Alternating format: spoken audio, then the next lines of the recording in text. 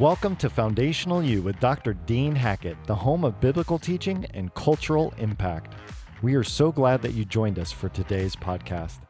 You can find out more about Dr. Dean, read his blog, and find more episodes at fdeanhackett.com. Now for today's episode. Every generation and every nation has faced the dangers and the belligerence of those enemies of liberty, men who would seek to dominate and control for their own power and their own ego. Historically, we're talking about Egypt, Assyria, Babylon, the Medes and Persians, Greece, Rome, Napoleon Bonaparte, the Khans of Mongolia, Adolf Hitler, and Nazi Germany. Each of these have sought to build their own empire, their own power, that they might fulfill their own ego. September 30th, 1938, Adolf Hitler, Benito Mussolini, the French Premier Edouard Daladier, and the Prime Minister of Great Britain, Neville Chamberlain, met and signed the Munich Pact. Thank you for joining me. I'm Dr. Dean, and I hope that you will take seriously this series that we're doing right now on liberty and Israel's future. As these world leaders gathered together to sign the Munich Pact, it was to be an agreement that would bring peace to Western Europe. But it also sealed the fate of Czechoslovakia, virtually handing to Nazi Germany, in the name of peace, that entire nation. The Sudetenland, for which they were granted,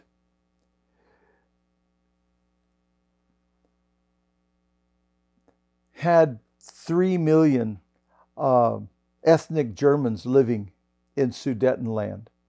But Sudetenland also had 66% of Czechoslovakia's coal, had 70% of that nation's iron and steel, and 70% of their electrical power. All of that resided in Sudetenland. And when the Munich Pact gave to Nazi Germany Sudetenland, just outright gave them Sudetenland, they literally sealed the demise of that nation of Czechoslovakia. Neville Chamberlain returned from the Munich meeting to a huge stirring crowd of Londoners as he landed at the airport in London. The Londoners were weary of World War I and dreadful that they might be facing yet another war with Nazi Germany. The streets were lined with British cheering the Prime Minister as he made his way from the London airport to Buckingham Palace to give a report to King George VI. After giving that report, he made his way from Buckingham Palace to his home at number 10 Downing Street. And there again, a huge crowd had gathered around his home, cheering him and shouting, "Good old Neville," and singing, "For he's a jolly good fellow." From the second-story window at number 10 Downing Street, Prime Minister Chamberlain gave his now famous address to the people, stating, my good friends, this is the second time in our history that there has come back from Germany to Downing Street peace with honor. I believe it is peace for our time. I believe it is peace for our time, as he waved a copy of the document. But here's the reality Hitler had already taken Rhineland, violating the Treaty of Versailles. He took Rhineland in March of 1936, 2 years before the Munich Pact. He triumphantly entered Austria in March of 1938. The Auschwitz. 1 year later, March 1939, just 6 months after the Munich Pact, Hitler marched through Czechoslovakia. And then in September of 1939, just 6 months later, Blitzkrieg crushed Poland and turned westward to begin crushing nation after nation in Western Europe. The Prime Minister of Britain made the serious mistake of seeking to bring peace through appeasement, only to discover that liberty, true liberty, will not come through appeasement with a terrorist. You cannot appease evil. You cannot appease tyrants. They take appeasement as a weakness only to claim even greater and greater power and to seize greater and greater domination and control and intimidation. Appeasement has never worked in dealing with terror. Liberty, true liberty requires, no, it demands. True liberty demands vigilant and valiant confrontation with evil forces that would steal man's liberty. Hear it again, please. True liberty demands valiant and vigilant confrontation with evil forces that would steal the liberties of mankind. With the failure of the appeasement process, England had been at war with Germany for 10 months. It was not a war that Britain wanted. It was certainly not a war that they had sought after. Germany had thrust this war upon Great Britain and all of Western Europe. The Luftwaffe was being heard over the Isles of Great Britain daily as terror rained down from the skies upon her cities and villages. The Parliament of Great Britain threw aside the appeasement policy of Prime Minister Neville Chamberlain and chose the leadership of a bulldog. Upon his election, Winston Churchill gave his first address to the Parliament of Britain on May 13, 1940. This is a portion of that stirring speech. Quote, "I would say to the House, as I've said to those who have joined this government, I have nothing to offer but blood, toil, tears, and sweat. We have before us an ordeal of the most grievous kind. We have before us many, many long months of struggle and of suffering. You ask, what is our policy? I will say, it is to wage war by sea, land, and air, and with all our might and with all the strength that God can give us, to wage war against a monstrous tyranny never surpassed in the dark, lamentable catalog of human crime. That is our policy. You ask, what is our aim? I can answer in one word: victory. Victory at all cost, victory in spite of all terror, victory however long and hard the road may be, for without victory there is no survival. Let that be realized. No survival for the British Empire. No survival for all that the British Empire has stood for. No survival for the urge and the impulses of the ages. that mankind will move forward towards its goal. But I take up my task with buoyancy and hope. I feel sure that our cause will not be suffered to fail among men.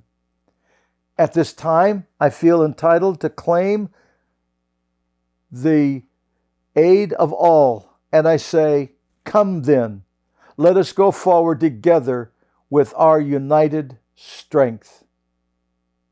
Liberty. Liberty was worth the fight. Liberty was worth the exorbitant price of human life, because life without liberty was unimaginable and unacceptable to Prime Minister Winston Churchill, to the Parliament, to the House of Commons, and to the British people. Indeed, to the peoples of Western Europe. When the dictatorial powers of Imperial Japan crushed Pearl Harbor and that same day attacked Malaya, Hong Kong, Guam, Philippines, Wake Island, Midway Island, the United States faced the same dramatic confrontation as Great Britain had faced. At 12:38 p.m. on December the 8th, 1941, President Franklin Delano Roosevelt addressed the United States Congress and the nation. This is a portion of his words. Quote, Mr. Vice President, Mr. Speaker, members of the Senate and of the House of Representatives. Yesterday, December 7th, 1941, a date which will live in infamy, the United States of America was suddenly and deliberately attacked by naval and air forces of the Empire of Japan. The people of the United States have already formed their opinion and well understand the implications to the very life and safety of our nation. No matter how long it may take us to overcome this premeditated invasion, the American people in their righteous might will win through the absolute victory. The American people in their righteous might will win through to absolute victory.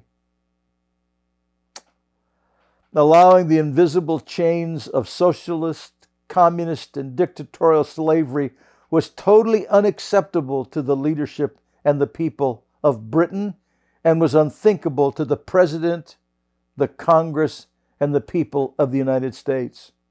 No matter how long it would take and how high the price to be paid, life without liberty was unimaginable, and it still is. And it still is.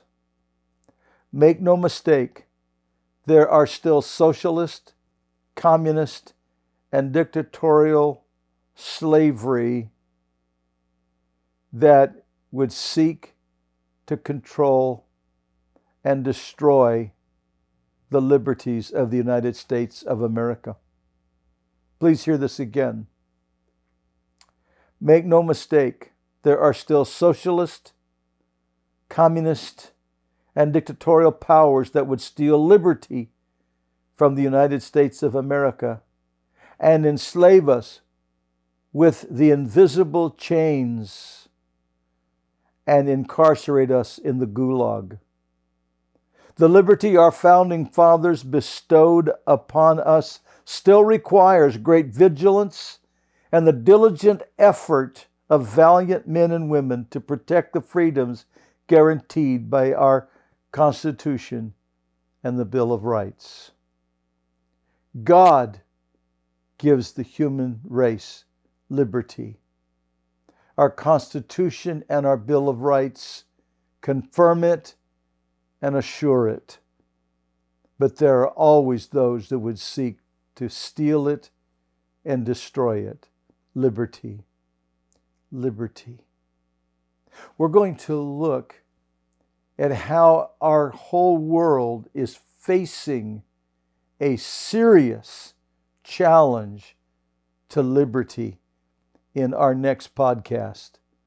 We have looked at it historically. Now we must look at it in the context of current events. I hope you'll join me. God bless you. Thank you for joining me on this podcast. I hope that you'll click like and subscribe and share with your friends and neighbors. God bless you. Thank you for joining us today. This Christ-centered biblical training is a ministry of Spirit Life Ministries. We hope that you are blessed by this podcast and share it with your friends and colleagues. For more information or questions for Dr. Dean, please contact us at the website fdeanhackett.com.